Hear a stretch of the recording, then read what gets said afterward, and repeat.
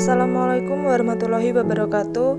Kami dari kelompok 3 akan mempresentasikan analisis manajemen wakaf dompet duafa atau tabung wakaf Indonesia.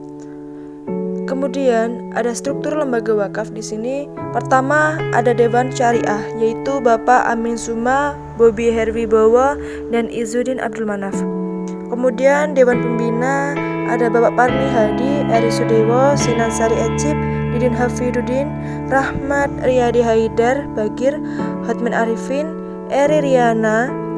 Kemudian ada Presiden Direktur Dompet Duafa, yaitu Bapak Ismail Said. Kemudian ada Direktur Tabung Wakaf Indonesia, yaitu ada Ibu Feldi Armita. Kemudian manajer operasionalnya yaitu Bapak Parmuji Abbas. Kemudian manajer pengembangan aset ada Bapak Yudi Lestari Sanjaya. Kemudian manajer pengembangan investasi ada Ibu Noviati Endang Mustaqimah. Yang terakhir Finance I ada Mariana, Ulfa, dan GA ada Ikhwan Maulana. Selanjutnya yaitu sistem kinerja dan administrasi wakaf. Sebagai lembaga wakaf, Dompet Duafa selalu berupaya memberikan pengelolaan dan pelayanan wakaf terbaik bagi masyarakat. Setelah diundangkannya UU Nomor 41 Tahun 2004 tentang wakaf, ada terobosan penting dalam perkembangan wakaf di Indonesia, yaitu diakuinya wakaf benda bergerak termasuk wakaf tunai atau wakaf uang. Dengan diperolehnya sertifikat dari BWI, Dompet Duafa berharap para wakaf semakin percaya terhadap Dompet Duafa, karena segala bentuk pengelolaan wakaf tentunya sesuai dengan undang-undang. Cara yang pernah dilakukan DWI dalam menggalang dana antara lain membangun citra positif, website, silaturahmi, media republik, audit, wakif gathering dan program launching, retail, pembukaan konter di mall, program radio Trijaya FM, penjaringan dana CSR. Kemudian, dalam penghimpunan dana wakaf uang menerapkan skema bank syariah hanya sebagai kasir tabung wakaf Indonesia yang dihimpun pada rekening dompet duafa. Dana wakaf yang dihimpun dikelola langsung oleh tabung wakaf Indonesia. Dalam penghimpunan dana melalui lembaga keuangan ini setiap tahunnya mengalami peningkatan. Hal ini membuktikan bahwa kepercayaan wakif atau donatur dalam menyalurkan dananya pada tabung wakaf Indonesia. Strategi pengembangan manajemen wakaf. Tabung Wakaf Indonesia memiliki strategi pendayagunaan dalam mendistribusikan dan mendayagunakan dana wakaf yang berhasil dihimpun. Pendayagunaan dan penyaluran hasil pengumpulan wakaf untuk dihimpun dan dilakukannya pemberdayaan serta pemanfaatan berdasarkan dengan Undang-Undang Nomor 41 Tahun 2004 tentang wakaf.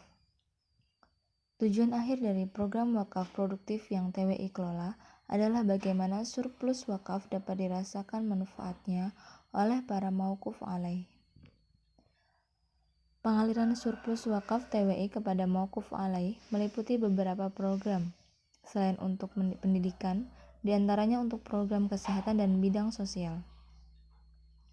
Dalam bidang kesehatan, TWI menyalurkan surplus wakaf untuk program kesehatan yang bekerja sama dengan LKC, Dompet Duafa Republika.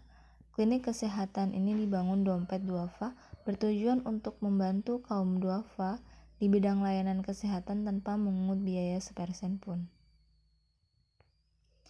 Bidang sosial. Surplus wakaf dari TWI juga disalurkan dalam bentuk program karitas atau bantuan sosial bagi mereka yang membutuhkan. Untuk pelayanan di bidang sosial, TWI menyalurkan wakaf uang untuk Wisma Mualaf, Rumah Cahaya, dan pembangunan masjid. Aset-aset wakaf yang dikelola. Misi yang dilaksanakan oleh wakaf Dompet Duafa yaitu menjadi sebuah komitmen dalam mengembangkan program-program sosial dan pemberdayaan ekonomi dengan basis wakaf produktif. Sampai pada tahun 2019, wakaf Dompet Duafa sudah mengelola 58 aset dan menjalankan 6 proyek baru dari penghimpunan wakaf tunai masyarakat. Saat ini, beberapa aset wakaf yang dikelola Dompet Duafa meliputi berbagai sektor, mulai dari pendidikan, ekonomi, hingga kesehatan. Dari banyaknya aset wakaf yang dimiliki oleh Tabung Wakaf Indonesia, sebagian besarnya dimanfaatkan sebagai fasilitas sosial.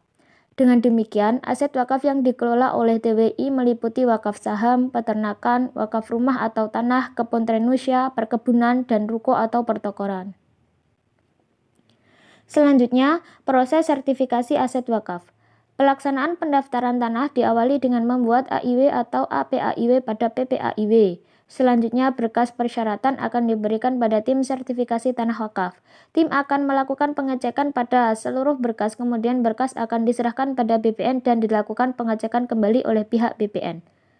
Selanjutnya, BPN akan melaksanakan pengumpulan data fisik dari tanah wakaf sesuai permohonan pendaftaran tanah wakaf.